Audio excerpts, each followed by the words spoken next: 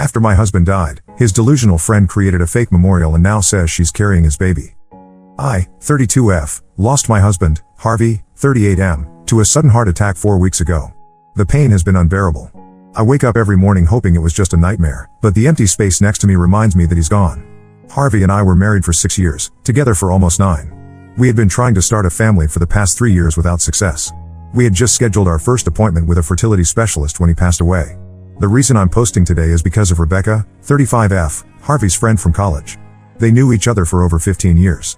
Throughout our relationship, Rebecca has always been a presence, but lately, her behavior has taken a disturbing turn.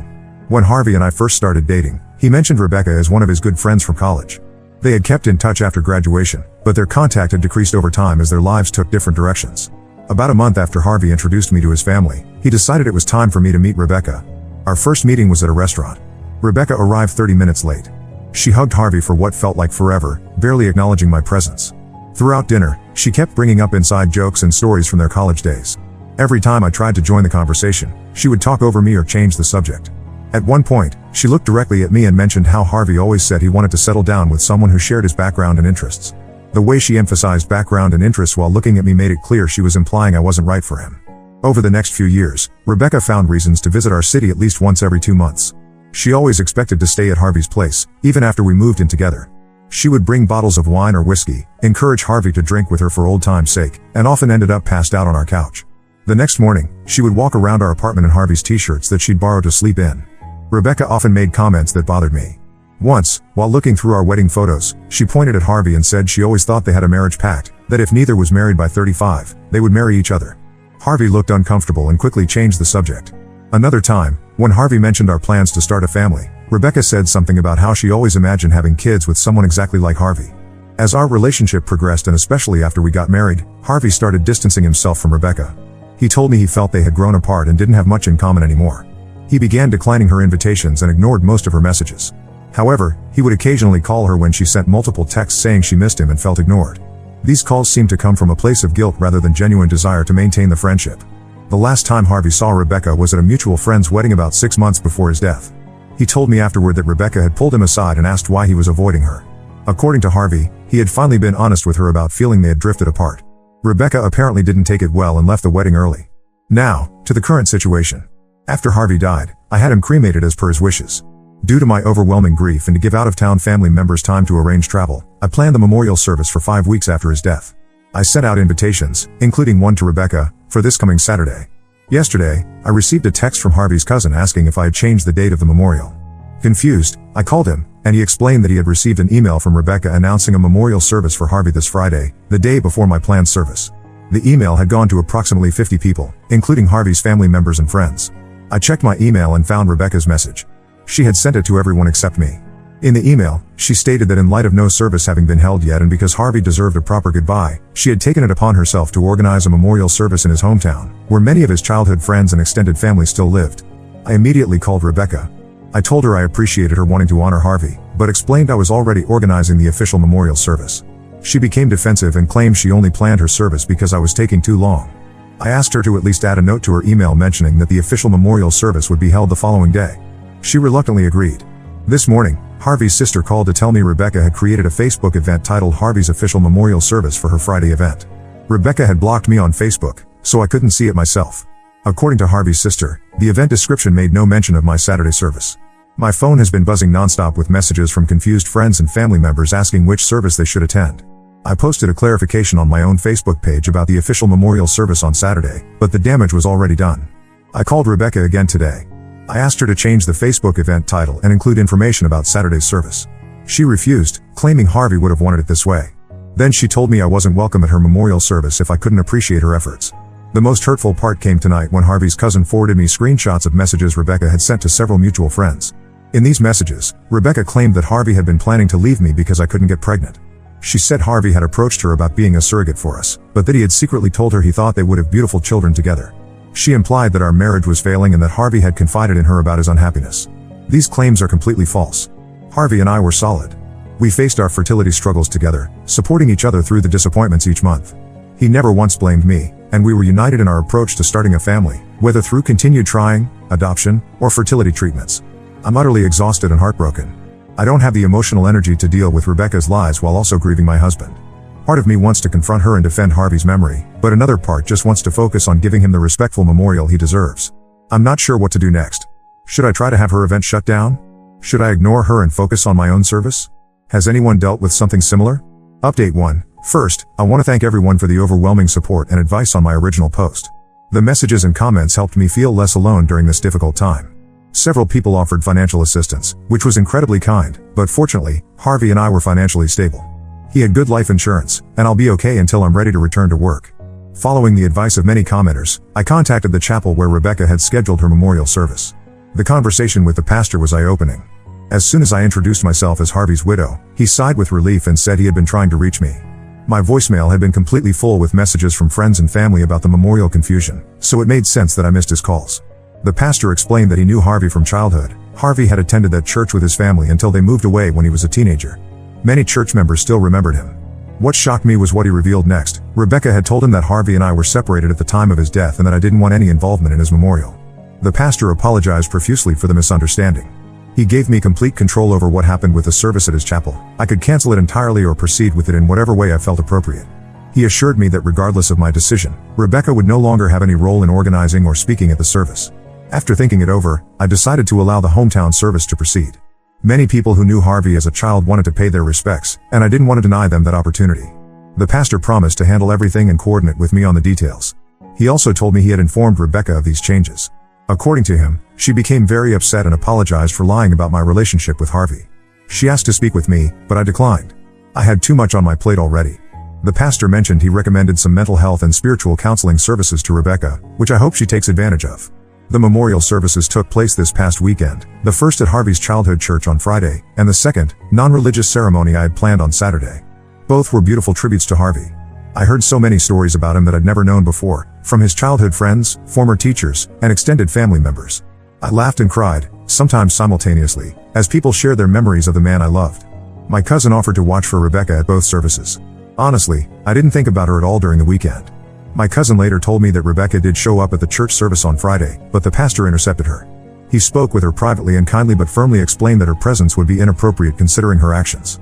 She left without causing a scene. After the church service, I thanked the pastor for everything he'd done. Despite not being particularly religious myself, I was moved when he told me, "That part doesn't matter right now. You loved your husband, and there is always a place for love here." His compassion made a difficult day a little easier to bear. The Saturday memorial went smoothly as well. Harvey's closest friends and family gathered to share stories, play his favorite music, and celebrate his life. His brother gave a beautiful speech about Harvey's sense of humor and kindness. We displayed photos from throughout his life, childhood, college, our wedding, and recent vacations. Though the day was emotionally draining, it felt like a fitting tribute to the man we all loved and missed. As the weekend came to a close, I felt a small sense of peace knowing that Harvey had been honored properly. The chaos with Rebecca seemed to be resolved, and I could finally focus on processing my grief without that additional stress. However, I couldn't shake the feeling that something was off about Rebecca's behavior. Her extreme reaction to Harvey's death and her desperate attempts to control his memorial seemed to go beyond normal grief. Harvey's sister mentioned that Rebecca had always been possessive of him, even back in college, but that her recent actions were concerning on a different level. When I returned home after the memorial weekend, I found several bouquets of flowers on my doorstep from friends and family. Among them was a small arrangement with no card. My neighbor mentioned seeing a woman matching Rebecca's description dropping it off. I didn't know what to make of this gesture. Was it an apology or something else? For now, I've decided to focus on taking one day at a time. I've started grief counseling, which has been helpful in processing not only the loss of Harvey but also the unnecessary drama surrounding his memorial. The counselor suggested I might need to set firm boundaries with Rebecca if she continues to insert herself into my life, but I'm hoping the memorial situation was the end of it. I'm considering taking some time away, perhaps visiting my parents for a few weeks or even taking a short trip somewhere new. Being in our home without Harvey is both comforting and painful. I feel close to him here, surrounded by our shared possessions and memories, but the emptiness is also a constant reminder of what I've lost. Thank you again for all your support during this difficult time. I'll update if anything significant happens with Rebecca, but hopefully, this chapter is closed, and I can focus on healing. Update 2. It's been 5 months since Harvey died, and I wish I could say things have gotten easier. The truth is, each day still feels like walking through thick fog. I get up, go through the motions, and try to function, but the weight of his absence hasn't lifted. I've been seeing a therapist weekly, which helps me navigate the grief, but nothing seems to make it subside. I thought the situation with Rebecca was over after the memorial services.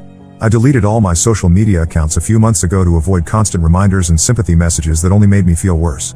Last week, however, my cousin called with disturbing news about Rebecca's recent online activity. According to my cousin, Rebecca has been posting old photos of herself with Harvey on Facebook almost daily. The captions are possessive and inappropriate, things like missing my man every day and no one understood him like I did. The most shocking post came 3 days ago when she announced she was pregnant with Harvey's baby. Yes, you read that correctly. Rebecca is now claiming to be carrying Harvey's child. Along with this announcement, she posted several photos of herself with Harvey that had clearly been altered. My cousin sent me screenshots, and I could immediately tell that Rebecca had photoshopped Harvey's face onto someone else's body. The editing was surprisingly well done, but anyone who knew Harvey would recognize that the muscular, tattooed torso in the photos wasn't his. Harvey never had tattoos, and while he stayed in shape, he wasn't built like the body in these fake images. Seeing these posts made me physically ill. I spent the entire day in bed, unable to function. The thought of Rebecca spreading these lies about Harvey, suggesting he had been unfaithful to me and that they had some secret relationship, was too much to bear. What made it worse was seeing comments from people I didn't know congratulating her on the pregnancy, believing her fabricated story. My cousin tried addressing the situation directly by calling Rebecca and asking her to remove the false posts. Rebecca refused and apparently told my cousin that I could go to hell and that I just couldn't accept that Harvey wanted a baby with her more than with me because I couldn't give him one.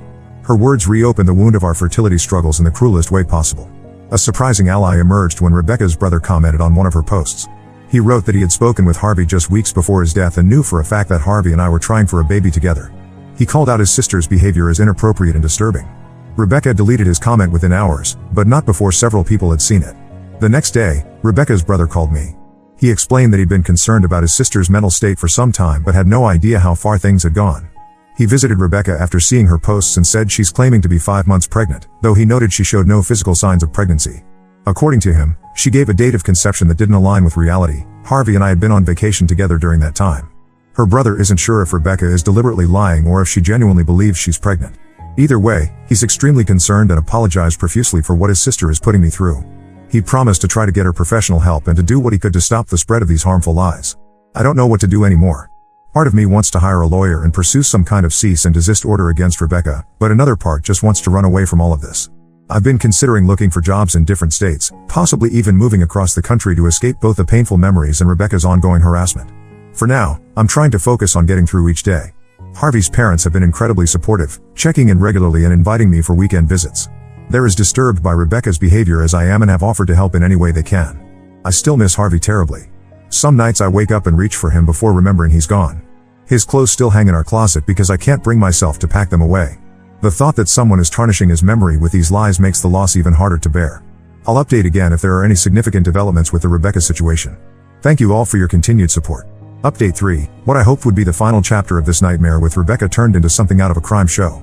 After my last update, Rebecca's brother spent several days trying to get to the bottom of her pregnancy claims and alleged relationship with Harvey. According to him, he sat down with Rebecca and asked for specific details about her relationship with Harvey. She maintained that they had been seeing each other secretly for over a year, meeting at a hotel near Harvey's workplace 3 times a week during lunch breaks. Her brother knew this was impossible. Harvey came home for lunch with me almost every day, a habit we started early in our marriage and maintained because our home was only 10 minutes from his office. When Rebecca's brother pointed out these inconsistencies, she became defensive and changed her story. He left that night, telling her he needed time to process everything. What happened next still feels surreal. At approximately 3 a.m., I woke to the sound of someone pounding on my front door and shouting my name. Looking through the peephole, I saw Rebecca standing on my porch, looking disheveled and agitated. She was screaming for me to come outside, making wild accusations about how I had ruined her relationship with Harvey and how happy they were before I came into the picture. I immediately called both the police and Rebecca's brother. They arrived almost simultaneously, about 15 minutes later. During that time, Rebecca continued yelling and began trying to force her way into my house through a side window. When the police approached her to assess the situation, she shoved one of the officers who attempted to calm her down. She was immediately arrested for assaulting an officer. As they placed her in the patrol car, she started yelling about how they were hurting her baby by restraining her. The officers handled the situation professionally but firmly. Rebecca's brother was mortified. He apologized repeatedly, explaining that Rebecca had been diagnosed with a mental health condition years ago but had apparently stopped taking her medication about 2 years back. This explained the escalation in her behavior and increasingly detached from reality claims. I gave my statement to the police but decided not to press additional charges against Rebecca. Her brother explained that she would be placed under psychiatric evaluation, and he would ensure she received the treatment she needed this time. The next day, Rebecca's brother made a public post on social media addressing his sister's recent claims. He made it clear that Rebecca had been experiencing mental health issues and that none of her statements about Harvey were true.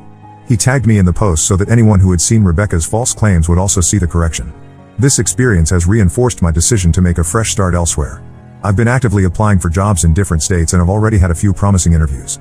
As much as part of me wants to stay in the home Harvey and I shared, I recognize that moving forward means creating new spaces and memories. The house is now on the market, and I've started the painful process of sorting through our belongings. Harvey's parents came to help last weekend, taking some meaningful keepsakes while helping me donate or pack the rest. We cried together over photo albums and laughed at souvenirs from our travels. It was both heartbreaking and healing. Rebecca remains under psychiatric care, and her brother keeps me updated on her progress. He believes with proper treatment and supervision, she won't pose any further problems. The police have also advised me to maintain a record of all interactions just in case. For the first time since Harvey died, I feel like I can breathe a little easier.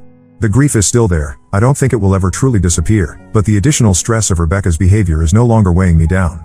I'm focusing on honoring Harvey's memory in healthy ways while building a new life for myself. Thank you to everyone who has followed this unfortunate saga and offered support along the way. Your kind words and advice have meant more than you know during this difficult time. I hope this truly is the end of the story with Rebecca, and my next update, if there is one, will be about new beginnings rather than continued drama. Story 2: I gift my stepdaughter a house as her pre-wedding gift and she uninvites me so that her real dad can come. So, I tell her that I won't be paying anything now. I, 62 am facing a difficult situation with my stepdaughter. I've been married to her mother, Sarah, for 15 years. My first wife, Emily, passed away from cancer when I was 45. Emily and I were high school sweethearts, married for 25 wonderful years. We never had children due to Emily's health issues. After Emily's death, I was devastated. I threw myself into my work as a real estate developer. 3 years later, I met Sarah at a charity gala. She was vibrant, kind, and had a 10-year-old daughter named Lily. We hit it off immediately, and I was drawn to both of them. Sarah had been struggling as a single mother. Lily's biological father, Tom, had left when Lily was 2. He'd occasionally pop in and out of their lives but never provided real support. I saw an opportunity to find love again and be the father figure Lily needed. Over the years, Lily and I grew close. I helped with her homework, attended her school events, and was there for every milestone. I paid for her college education, wanting her to have every opportunity in life.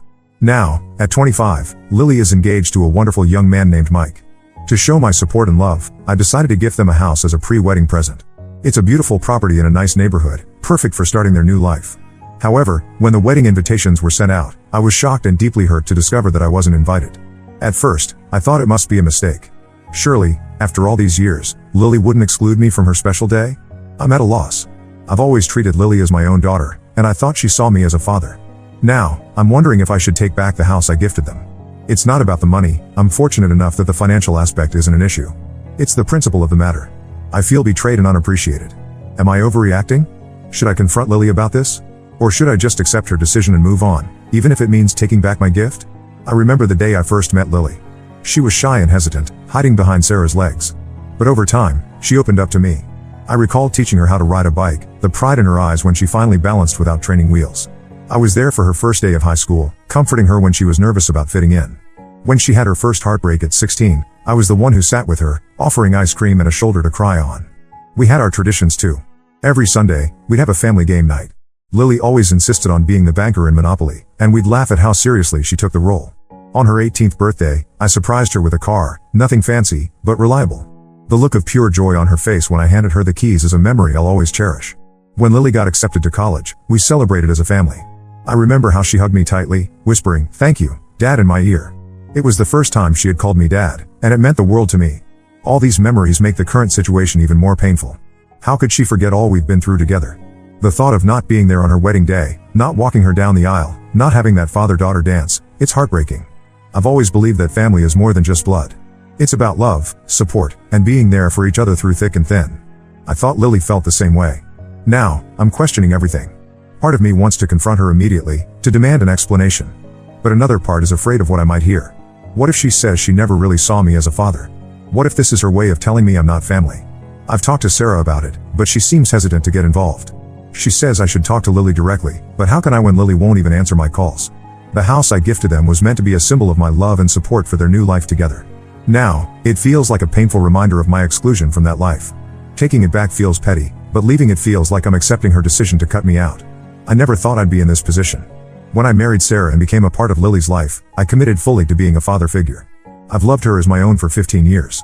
To have that seemingly dismissed so easily is crushing. Am I wrong if I decide to take back the house? Is it wrong to want recognition for the role I've played in her life? Should I just step back and let her have the wedding she wants, even if it means I'm not a part of it? I'm torn and could use some outside perspective. Update 1. It's been a week since my last post, and I wanted to provide an update on the situation. Thank you all for your advice and support. It's been a challenging time, and your input has been invaluable. After much consideration, I decided to confront Lily about her decision to uninvite me from the wedding. However, this proved to be more difficult than I anticipated. Lily seemed to be avoiding me. She wouldn't answer my calls or respond to my messages. It was as if she had suddenly become a stranger. Frustrated and hurt, I turned to my wife, Sarah, for answers. What she told me left me speechless. Apparently, Lily wants to invite her biological father, Tom, to the wedding. The same man who abandoned her and Sarah when Lily was just a toddler. Sarah explained that Lily had been in contact with Tom for about a year now. He suddenly reappeared in her life, claiming he had changed and wanted to make amends. According to Sarah, Tom expressed a desire to be part of Lily's life again and to walk her down the aisle at her wedding. I was stunned. For years, Tom had been nothing but a disappointment to Lily.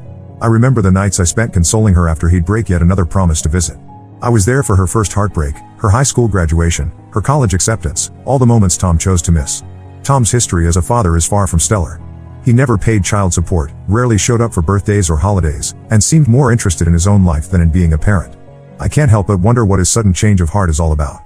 The revelation that Lily had been in secret contact with Tom for a year hurt almost as much as being uninvited to the wedding. I thought Lily and I had a close relationship, one where she could come to me with anything. Finding out she had been hiding this from me for so long felt like a betrayal. I'm trying to understand Lily's perspective. I know the desire to have a relationship with one's biological parent can be strong. But after everything we've been through together, after all the love and support I've given her, how can she just cast me aside?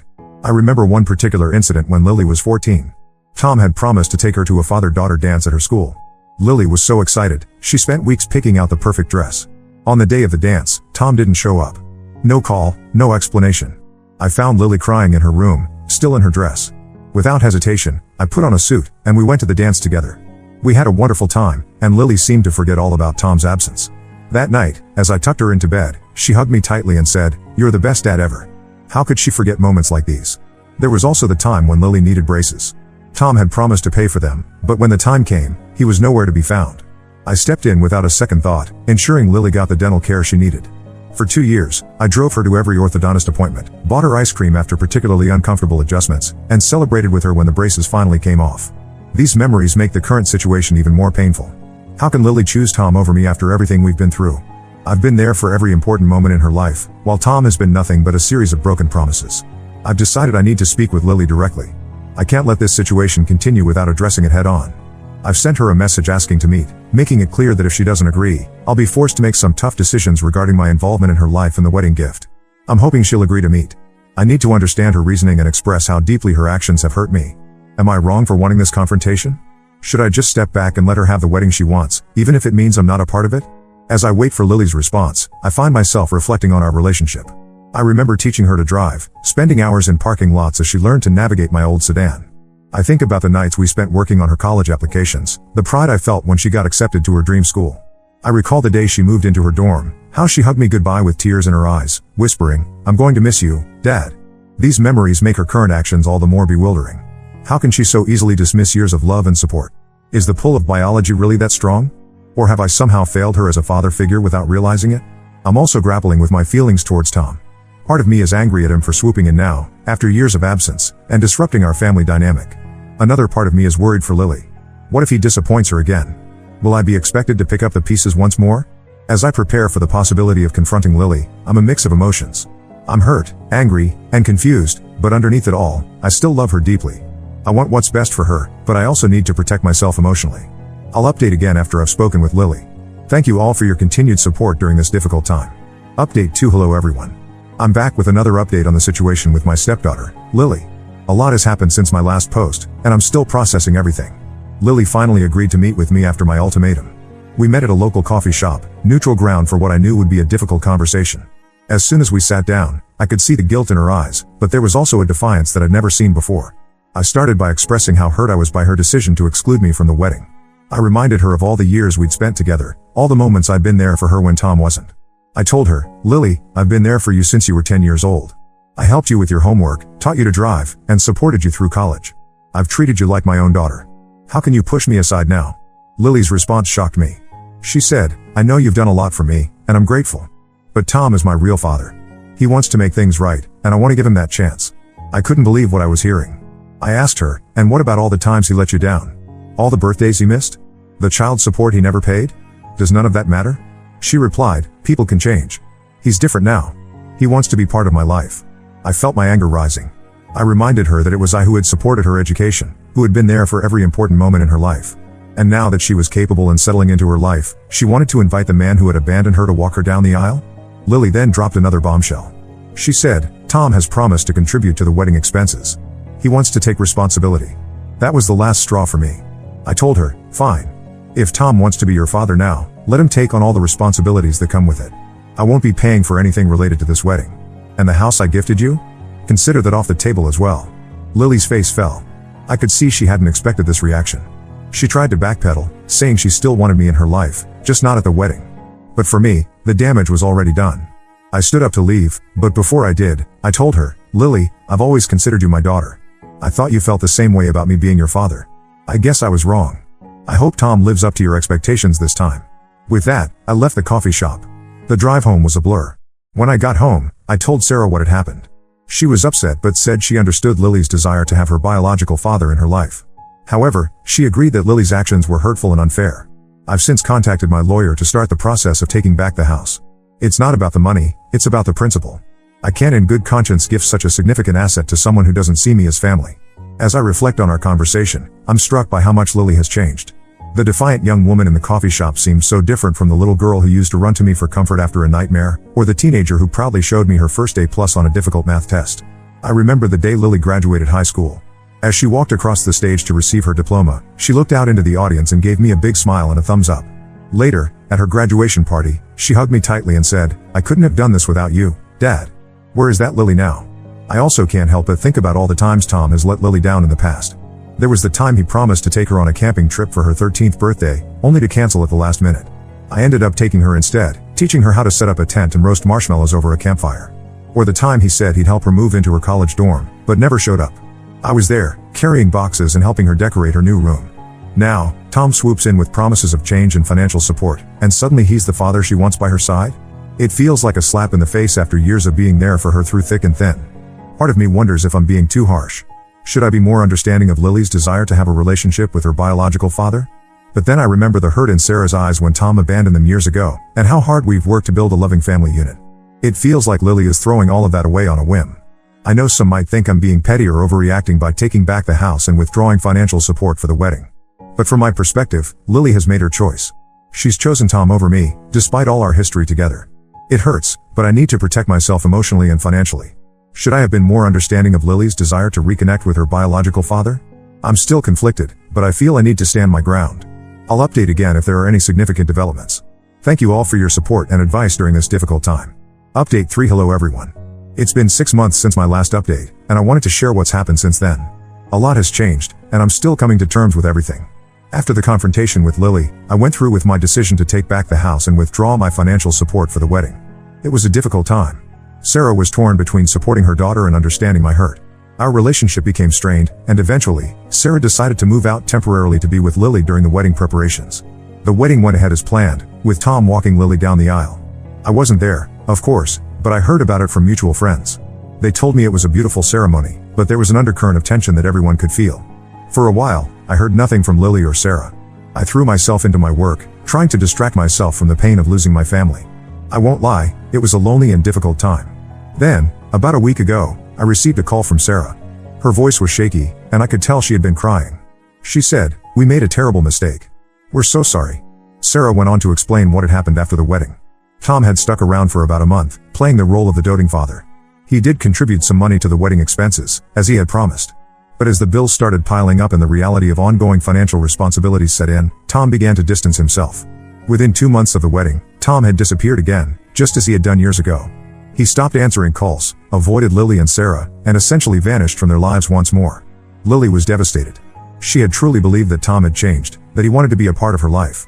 The realization that he had let her down again, especially after she had sacrificed so much to include him, was crushing.